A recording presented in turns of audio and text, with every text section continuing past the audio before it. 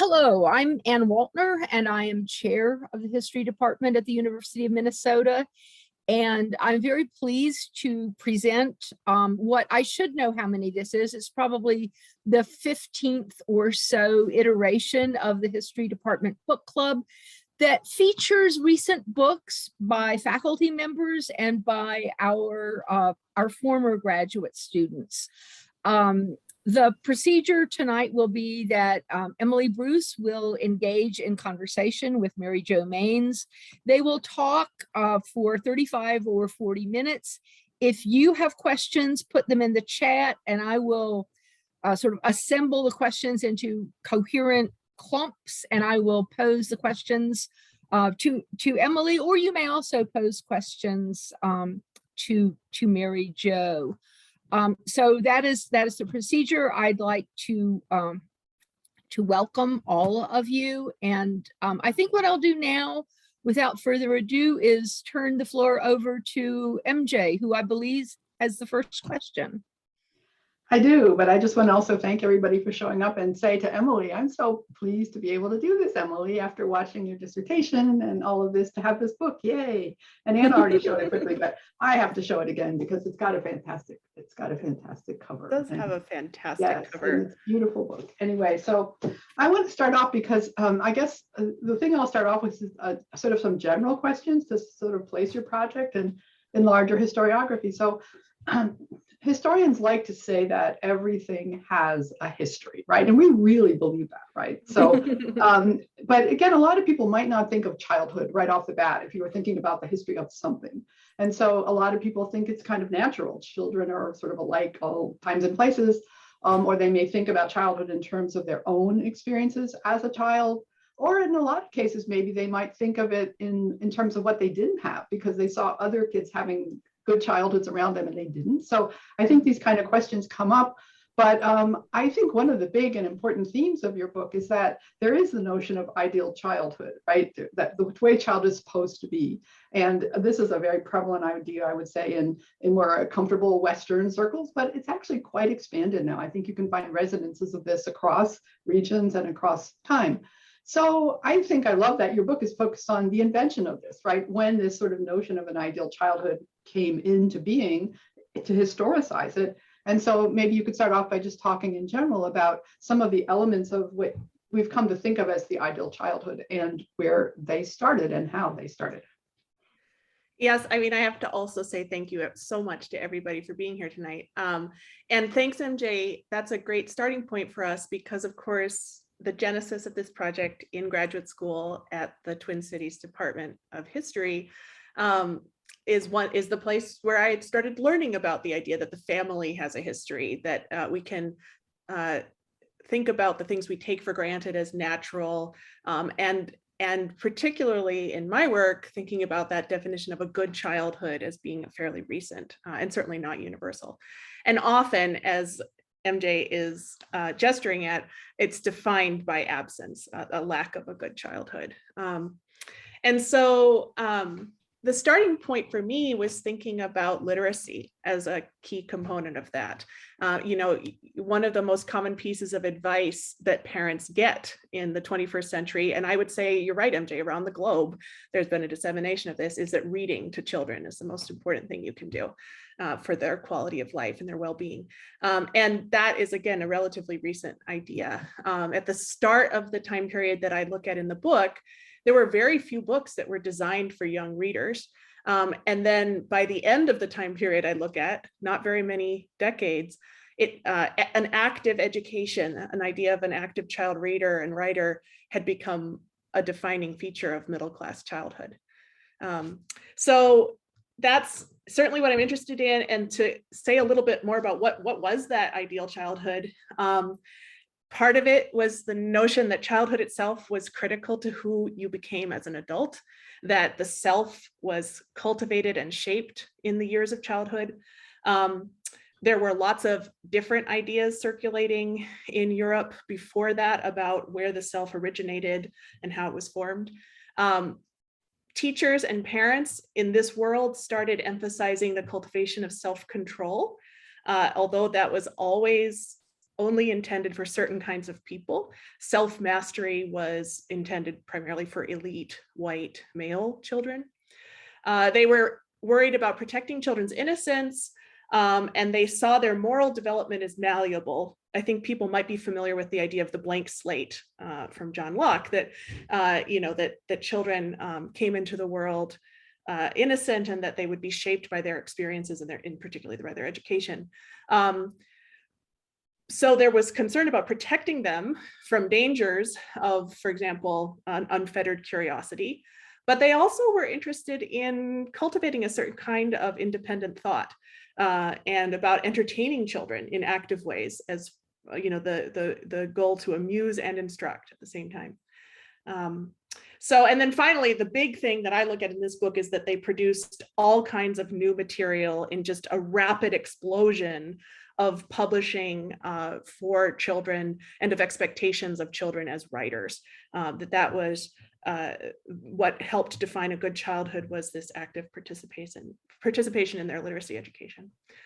Okay, I guess one thing, sorry, MJ, just one thing I haven't said very clearly yet is who we're talking about. Yes. Yeah, so this is a group that we call in German history the Bildungsbürgertum.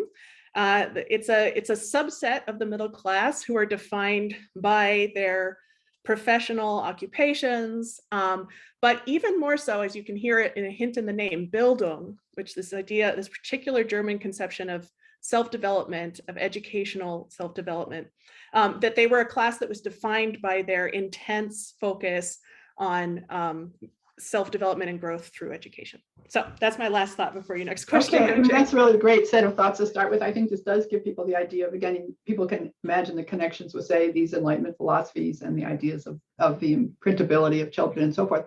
But again, given the centrality of the reading and writing, again, it's important to know that your book is organized. Some of the chapters are actually organized around specific genres. And so there's important genres that children are, either they read or they are learning to write.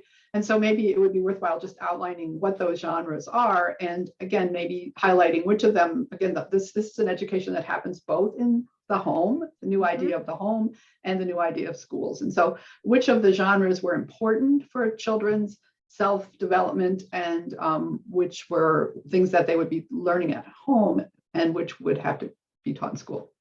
Yeah, so I look at 5 particular practices in the book, although of course there were other kinds of books that children read, and there was other kinds of writing that they did. But the 5 big ones are youth periodicals, which were a brand new genre in this moment, serialized entertainment, publications for entertainment that were meant to deliver certain kinds of moral values alongside amusement through things like dramatic plays and poetry and serialized stories about familiar characters. The second is fairy tales. It might be the most familiar genre, I think, to people here. In particular, I look at the Grimm Brothers collection, which was the big moment of transforming what had been an oral tradition for adults into a genre specifically refashioned for child readers. And then the third genre of text for children is geography school books, or world history and geography school books. And there, of course, I could have looked at other fields, other subjects that children studied, both at school and at home. Geography was particularly important in the late Enlightenment. Those of you who have studied the emergence of things like nationalism and colonialism might be able to imagine some of the reasons why children's geography education carried so much weight at this moment. The 2 genres of children's writing that I focus on are their letters, particularly their letters within a domestic context, and diaries, youth diaries, which again did not exist in the form that they came to take on until this era. And so MJ, you asked about at school and at home. And so one thing to know about schooling for this class and this place and time is that it was really irregular and inconsistent. There were growing numbers of schools for elite girls, but many girls were simply educated at home. Some boys also were only educated at home with tutors and when they were younger, governesses. But there were some of the books that I look at, especially the geographic school books, were published with an idea that they would be used in classroom spaces. And the youth periodicals were really trying to fill that in-between space of formal schooling and home education. The fairy tales, letters, and diaries, I think we can all see as primarily based in their domestic context, although, we could complicate that. Okay, so again, and you've run through a number of different genres, and again, these are, again, the novelty here is maybe needs to be emphasized. The idea that these are things that are published. There's a new book and publication market for things that are published with a child audience in mind. And so I think that's interesting. You also talk a lot about writing, and we'll look at some examples of that later. But in terms of the published books and periodicals and textbooks, these are relatively new things, right? There's a new market here, and the sort of market in book publishing is a big part of the history here. So I wanted to just underscore that. But these are then, people have a motive, sort of parents have a motive for buying these texts, publishers have a motive for selling them. But what I also really like about your approach is that you're trying not to just think of children as the sort of passive recipients of the messages of adults, whether they're publishers or teachers or parents, other adults, that you're trying to think of ways to get at the reception side of things. So maybe you could talk a little bit about that, how you've hunted for, and I say found, some interesting evidence that talks about children as recipients of how they respond. And again, what you call, I think this very interesting phrase, the active child reader. So they're not passive in your story, they're active. Yeah, so this is the defining question of our field that MJ and I both have worked in, the history of childhood, is to what extent children are agents of their own lives. And one reason that children have often been neglected in general histories, or that it took so long for the history of childhood to develop as a subfield, is because it's the challenge of discerning their presence in the historical record. But it's also because we've often mistakenly understood children as passive recipients. But the way they form opinions, the way they exercise power, the way they make history are actually pretty complex and embedded in social context. And here, I think anybody who has been a child or spent time with children can think of examples of children not receiving their education or behaving in exactly the ways that adults expect. So I've been thinking a lot about agency over the time of working on this book, and I think the most important takeaway for me has been starting to see how agency and discipline work together. And I think reading is an especially transparent side of that, because you can see, as MJ was saying, the adult motivations, the very intense focus of parents, pedagogues, and teachers on shaping children's minds and their behavior. But the reading revolution that was happening at the same time as the period of my book meant that people were reading many more books than they ever had before. They were reading extensively instead of intensively. They could read things out of order. They could choose to skip sections. They could assert their feelings about the books they cared for or didn't. They could manipulate their books as physical objects. One of the kinds of sources I've looked at is children's marginalia, the writing that they did in books. They influenced the market through as buyers of books, and both indirect and directly. And they influenced the adults around them as well, as part of shaping the development of children's literature, and of course, as you say, MD, also through writing that we might get into later. Yeah, okay, great. I think one more thing, because I do want to, I know you have some great examples to show us in a little bit, but before we do that, just historians love archives. We find archives in all kinds of places. As you've already indicated, one of the problems with doing childhood history is that it's hard to find the sources, right? Because the usual archives are not oriented toward them. But you had great ingenuity, I think, in tracking down some of these sources. So I think if you could just tell people a little bit about, I think it was 19 or something like that, archives that you visited in the course of researching your dissertation, and this book, if you could just talk about the kinds of places where you found the documents. I started in historical research libraries. So there are some astonishing collections of historical children's literature in Central Europe. In fact, the largest collection of historical children's books is in Berlin. Some of you might know that we have a wonderful one ourselves on the University of Minnesota Twin Cities campus. It focuses primarily on 20th century English language texts. But if you're interested in historical children's books, the Children's Literature Research Collection is a pretty fantastic place. So I started in historical research libraries, looking for books published for children. And most of those were in Germany, although I also went to some in Paris, and there's actually a wonderful collection in the US, in Princeton. The reason to go to Paris is that this was a class that where there was a lot of transnational publishing, and of course the cultivation of sort of multilingual children was important, and particularly the French as the sort of language of the elite. Anyway, so then I also moved into looking at archives, and I think this is part of the archive story of the book. When I was working on this project as a dissertation with MJ, I really was focused on children as readers. And I thought I would look at their writing because I would find some beautiful diaries where a child had written, "Here are all my feelings and thoughts and opinions about what I read today." And I think you can guess where I'm going. I did not find that. Instead, what I found was that children's writing itself was really fascinating, and that in some of the sort of mundane, repetitive dailiness of it was actually the most revealing part of how education worked in the development of middle-class German children's lives.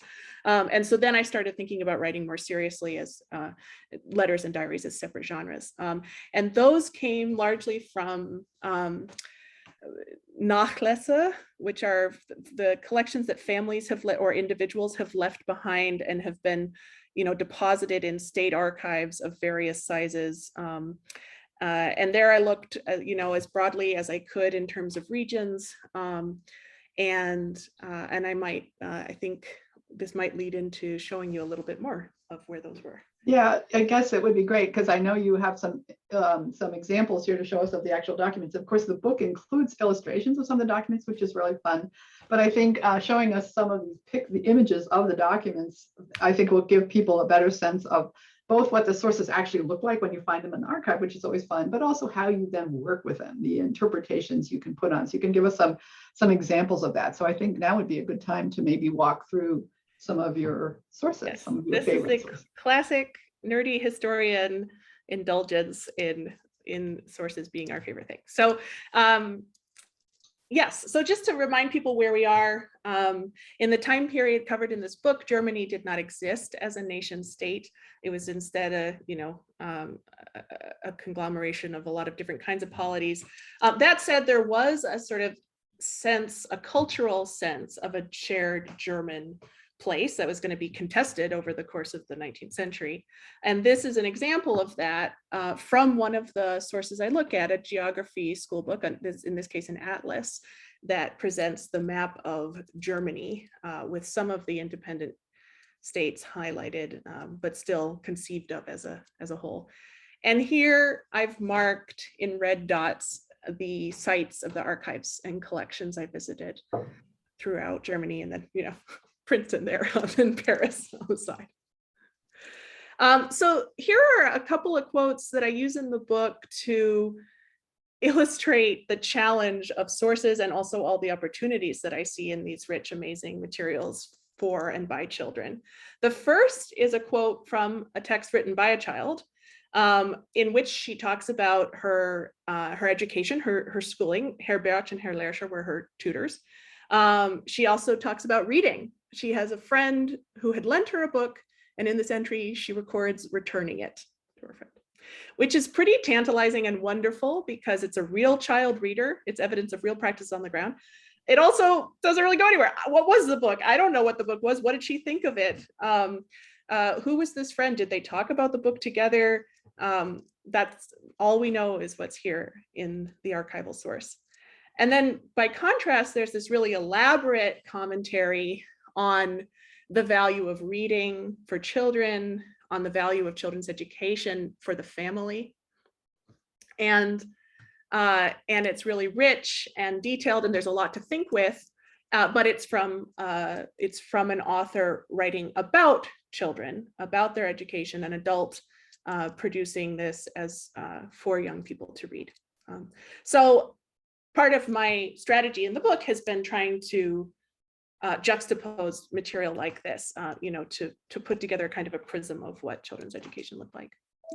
And so, sorry, I should have prepared that better, but these are two of my favorite photos from the archival experience.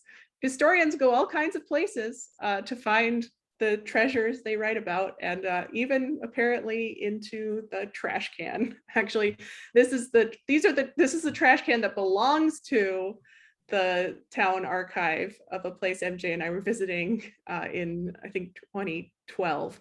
But we were so excited that we had to do a whole photo shoot, of course.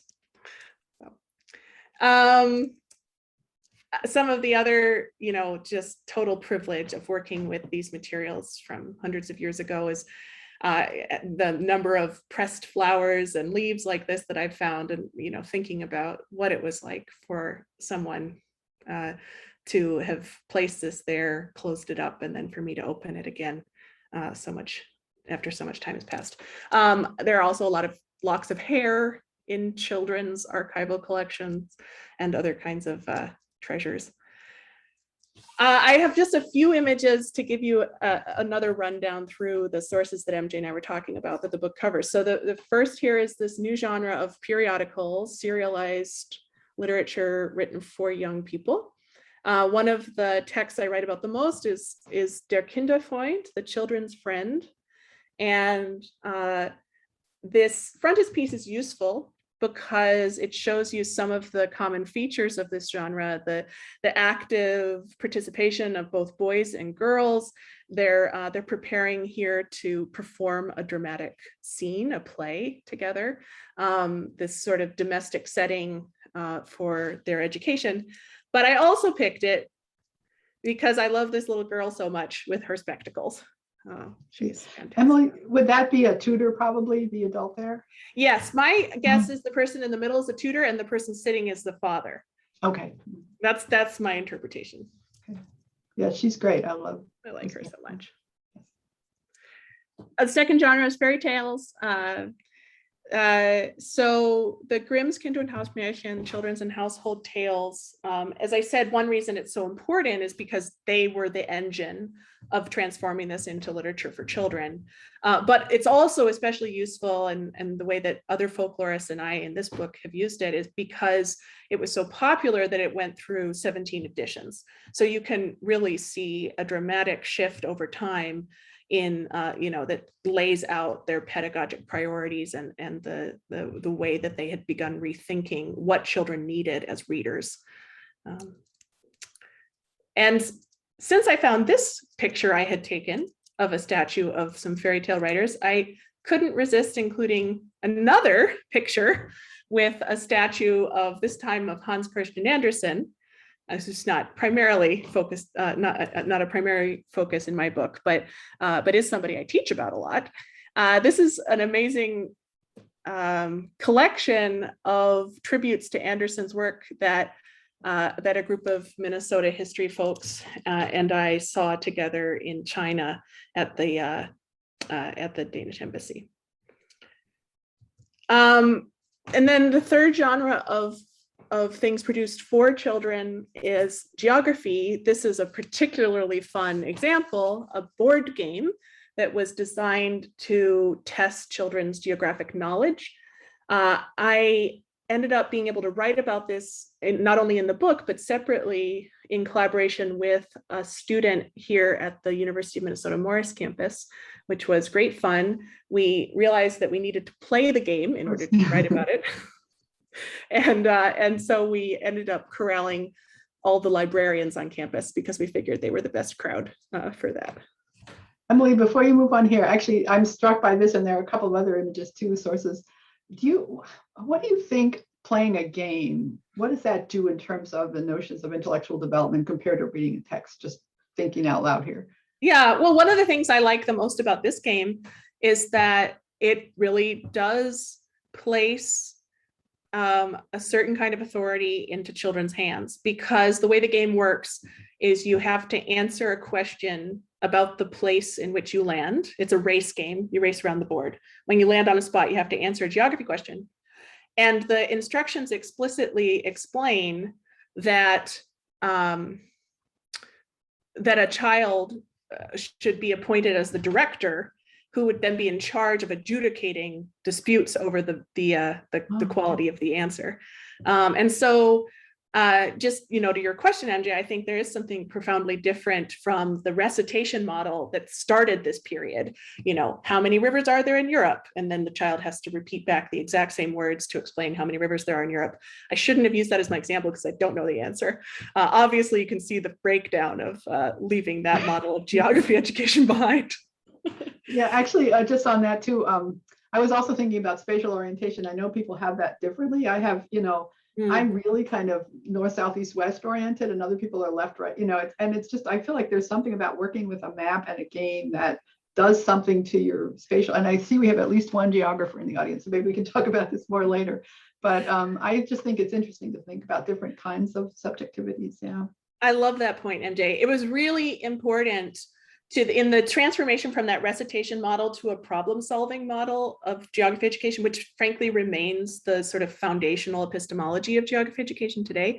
The idea of having children use maps and atlases and map their own spaces, starting from the education of the local, that was really important to the new geography pedagogues. And a lot of that came out of a sort of Rousseauian philosophy, but it got its full expression in the education of children. And yeah, again, very different orientation of them in space. I mentioned earlier marginalia. Here are just a couple examples to give people a taste of that. One of sort of note-taking marginalia. One of the important things I learned is that marginalia is, in this case, is often not transgressive. It was, often pretty licit, endorsed by the teacher, the tutor. But then there are things like this drawing on the backboard that I'm pretty sure were not endorsed, where you get, there's a little rhyme and there's a man's face, and on the opposite side, you can't see it pictured here, but there's also a list of books for sale and prices. So then just a couple examples from children's writing. This I thought would be useful because it's a little bit easier to read. You can see that it's in French. This is another example of a young German child practicing and demonstrating her command of French, although it's not very good, according to her. It's a birthday letter, which was a common genre for children's letter writing, their correspondence. But it's also interesting because it was copied by her brother, or perhaps even more likely, they both copied it out of a letter writing manual. But in this case, both were saved. And I think that's one of the really striking things, that this is a new approach to appreciating the fruits of children's writing. And this is a group of people who are treasuring the evidence of their children's education. Just some more images. A lot of children's letters are really formulaic like that. And one of the things that I focused on is kind of the mastering the conventions and then the ways in which they sometimes violate them. But I honestly think there's something interesting about every letter that I've looked at. In this case, I love that each child in the family on the bottom left has signed it separately, even those of the kids who weren't maybe yet able to write their own signatures very clearly. I think that that Emily or Christian are the ones, Emilia or Christian are the ones who have written the actual letter, but then all the siblings join in on the sign off. And they often included drawings, again, as sort of demonstration of their bourgeois education. In this case, another birthday gift for a father. This example is really dear to my heart because it's the one with which I opened the book. It's from a diary that I found in Stuttgart, written by a 10-year-old and then an 11-year-old girl. I think even though it's probably a little hard to make out on the screen, I'm sure that everybody's command of 19th century German handwriting is excellent in this crowd, but I know that on Zoom, it's probably too small for you. Other than that, anyway, yeah, there's obviously challenges with deciphering this, but even so, I think from a distance, you can make out some interesting features. They're quite short entries. They're all dated. There's a sense of a sort of diligence and industry to that, of recording an entry for every day of the month. You can also see some evidence of correction, some cases by herself, and in some cases by someone else. So this is the entry for March 11th, in which Marie wrote, "Today it rained again the whole day." And there's actually some evidence there of her changing her thought partway through. She had written several entries in a row like this, pretty focused on how bored she was and that there was nothing to do because the weather had been bad. But then someone else joined in here that this should not be a weather almanac. And the thing that I love about this example is that it's the adult admonishing the child to be more independently creative. So there's these paradoxes that are really, really delightful and I think important for understanding this idea of child agency. And then finally, another quote from a diary, this time of a slightly older girl. "I was called away from the dollhouse today to receive a visit. Just think, I lingered, and I am 16 years old. When will the jolt come which will make me completely grown up?" So, you know, I could go on with images from the book, but I did want to talk a little bit about process, especially because, as I think many of you know, I'm so delighted that so many friends are here tonight who were an important part of me writing this book. My acknowledgements are, I recognize, on the long side, but it was inescapable.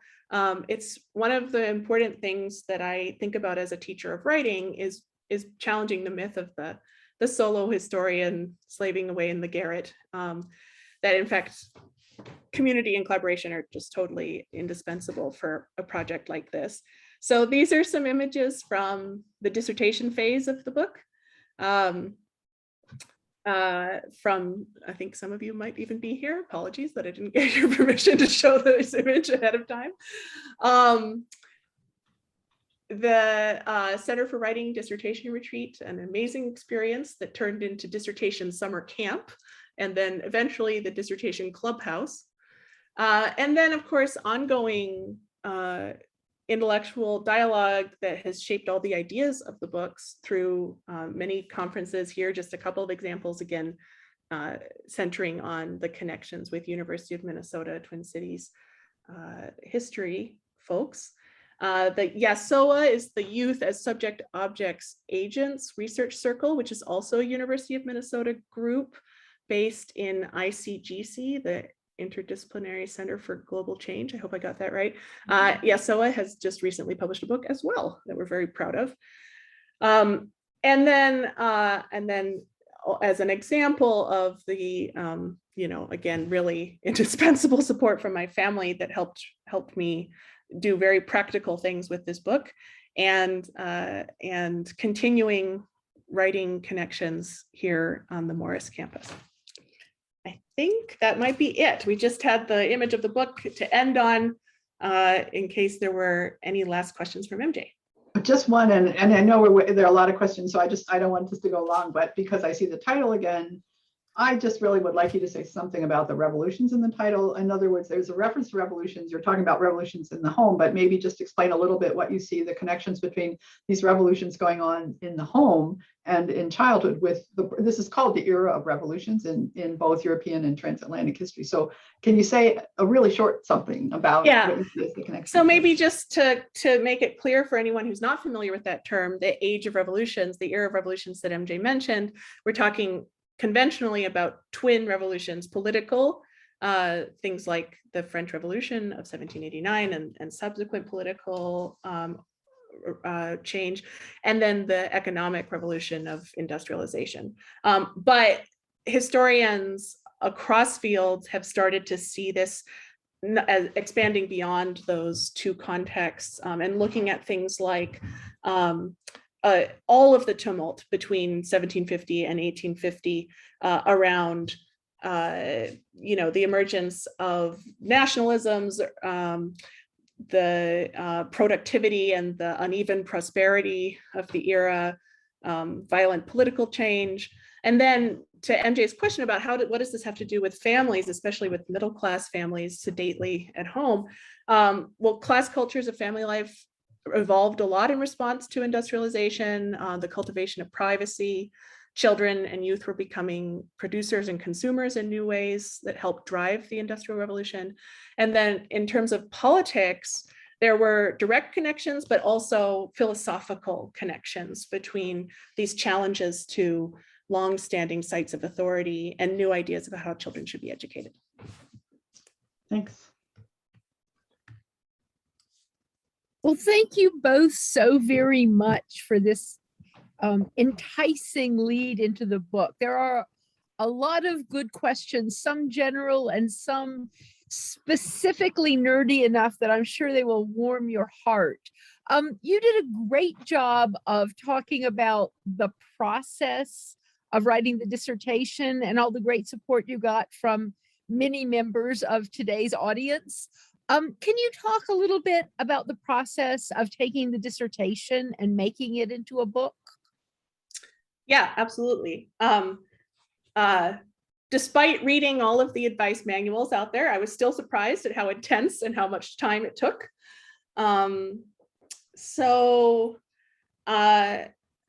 I did do some additional archival research. I think that for some people's projects, that phase can be more intense than it was for me. I felt like what I was doing at that point was more confirming my understanding of the landscape, and that was useful in its own way.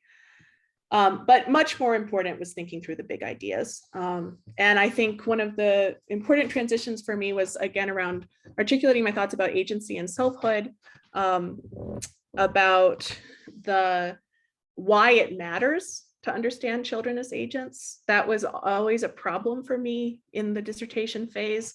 And my answer now has to do with this idea of the development of the modern self, that that it matters to appreciate the part that children played, to look at their participation in these transformations of education, because without that, we can't understand a lot of fundamental ideas about how the self is expected to develop today. Again, lots and lots of feedback. I had readers on every chapter, multiple readers on every chapter from all kinds of perspectives. So if anybody is at this stage or imagining this stage with the first book, that's certainly my number one piece of advice. I think that sort of iterative process is so important, and that's why having the support of fellow writers matters, is the slog of going back and forth between fine-grained interpretive work with sources and big picture thinking, that, when you're revising such a sort of long piece of writing, takes, a lot of stamina, I guess. Yeah, well, I would say you managed it really well. The nerdy questions, the nerdy discussion that most engaged me in the chat has to do with handwriting. And the handwriting does not seem to the untrained eye to be particularly childish. Can you comment a little bit on that? I mean, do you know anything about penmanship education? Oh yeah, so this is one of the challenges. A lot of children's written materials that were preserved were just about practicing penmanship. And of course, you can say something about the content that was chosen for that practice, but a lot of it is pretty boring to look at. So I've slogged through a lot of notebooks filled with just repetitive lines or signature practicing.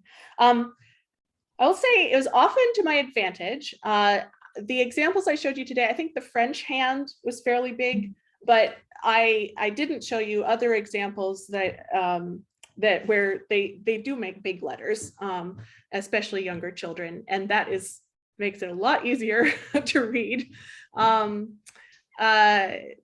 The diary that I showed you a picture of, she does have tiny letters, and it becomes indecipherable at ends of lines at times.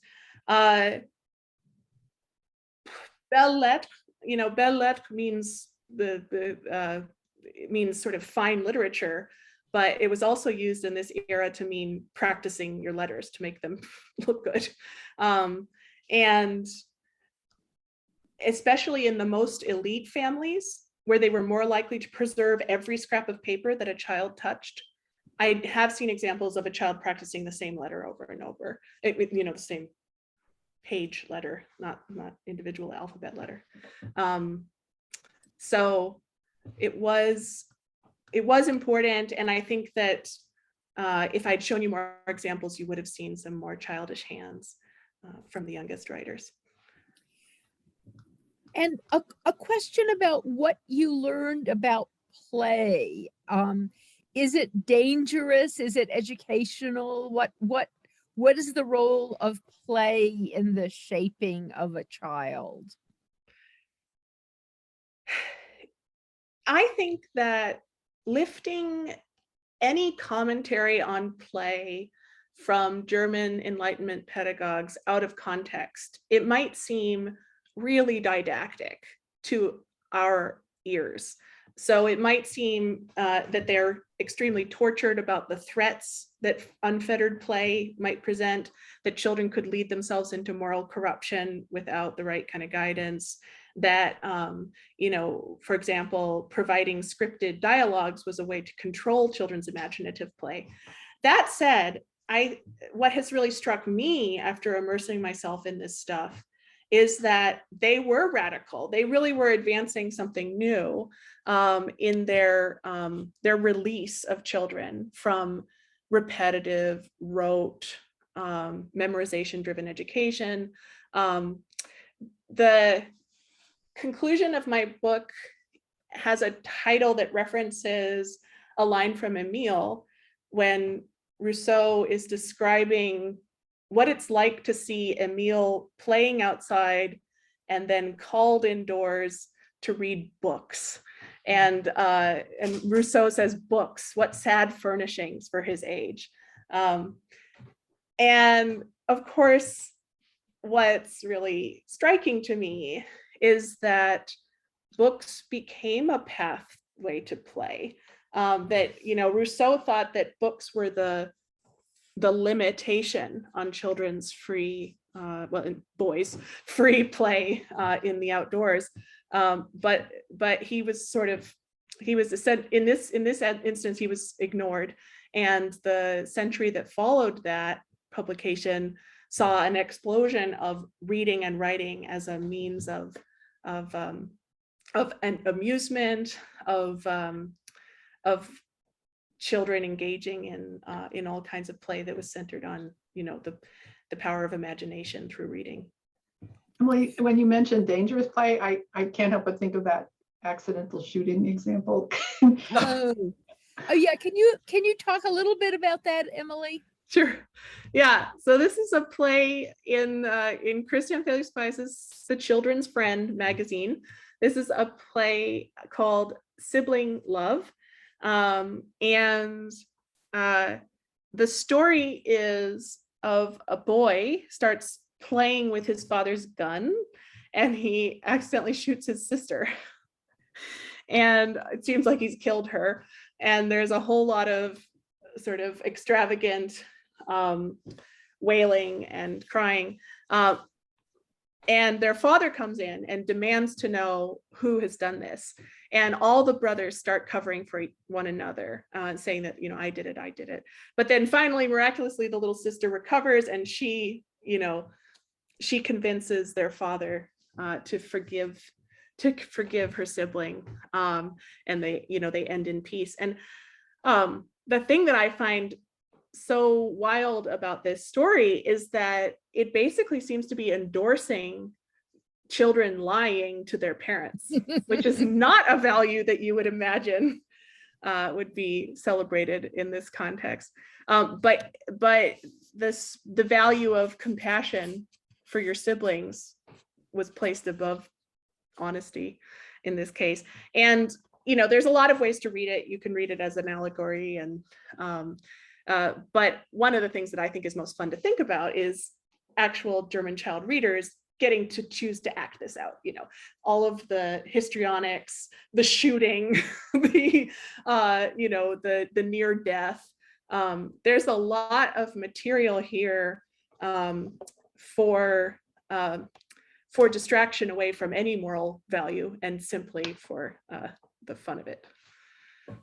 Yeah, thank you. You mentioned, and actually you showed us illustrations, that girls and boys were educated together. But do you see any differences in the content of the education for girls and boys? And I guess I'll add a coda to the question. And do you see that changing over time? Yes, one of my surprises in this project was to see that there was a sort of moment of opening up at the end of the 18th century. There was an explosion of publications, especially for girl readers, which had content like advice about managing your finances. And, it also had lots of other totally predictable patriarchal messages about being self-sacrificing and about, gendered expectations for the home.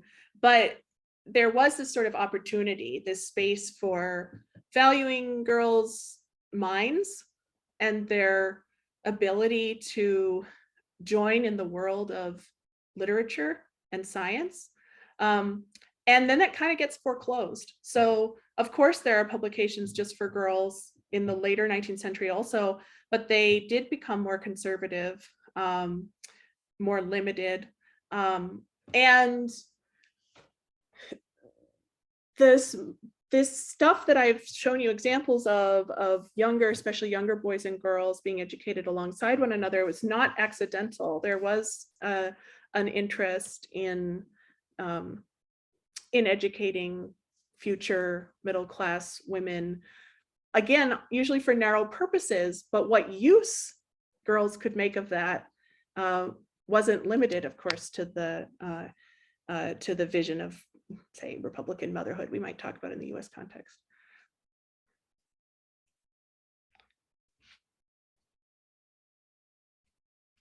Oh, Anne, you muted yourself. Thank you. What was the earliest atlas that you found? There were atlases from the beginning of the era, I think, although, of course, the costs of printing woodcuts and engravings of various kinds that allowed you to print, and even to print in color, went way down by the end of the period I was looking at. So there were many more school atlases after the 1830s, into the 1830s and 40s. School atlases in the 1770s, 80s, 90s tended to be for this idea of universal world history. And so the plates were more general, they weren't as detailed, there were fewer specific to local geographies. And that's one of the changes that happened over time with those. So how were children taught about children of other classes, or were they? One of the arguments about the development of German children's literature, and especially about the development of the German toy market, which is not something that I focus on in this book, but connects back to Kirsten's question about play. One of the arguments from David Hamlin, who's also a German historian, is that the middle class needed these amusements to be produced to insulate middle class children from the influence of unsuitable friends. You know, replace your potential working class playmates with a doll. So that's what immediately came to mind for me in thinking about, you know, the main message that you get in things like the periodicals is charity, you know, emphasis on sort of a paternalist attitude towards working class children. Some suspicion of the nobility and aristocratic, you know, systems that, you know, that were opposed by the new liberal ideas of the 19th century middle class. And then a really mixed image in the fairy tales. In the fairy tale chapters where I focus on this idea of class cultures, and it's complicated because they draw on the language of social systems that predated modern industrial class systems. And so they're talking about peasants, and a lot of the fairy tales that the Grimms chose present really negative stereotyped images of you know, foolish or licentious peasant families. But to me, that stands out less than other kinds of middle class culture values that the fairy tales articulate. Things like gender division of labor, to go back to your earlier question, things like proper age roles in the family, obedience. And so, you know, some of the more outrageous depictions of class differences may stand out in the fairy tales, but I think that the overwhelming message is about how middle class children were supposed to be and behave, not necessarily about their attitudes to children of other classes. But it's a great question. Yeah. And, you know, I'm afraid that we're going to now have to wrap it up. This has been just wonderful. I want to announce the next book club. The next book club gathering will be on November 10th, and it will be at 5 p.m. rather than our normal 6 p.m. Don't worry, we will stress that in the announcements. And it will be Jessica Namakkal, who got her degree in 2013. She's an assistant professor at Duke University, and her book is called Unsettling Utopia: The Making and Unmaking of French India. And she will be in conversation with Ajay Scaria. There were some questions that we unfortunately didn't have time to address, but Emily can see them all. And if you need to have a particular answer from Emily, I think probably everyone who is asking Emily questions knows how to find Emily.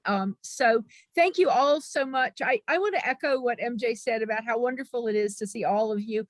And it's always wonderful to hear Emily talk. I mean, MJ and I had a semester in Berlin, and Emily spent a week or so on our couch while she was doing this research. And so she'd come home and talk about letters. It was really very fun and exciting. So thank you all. And I hope to see you all next month for Jessica Namakkal's book talk. You will all be getting a thank you email from Clayton Smith.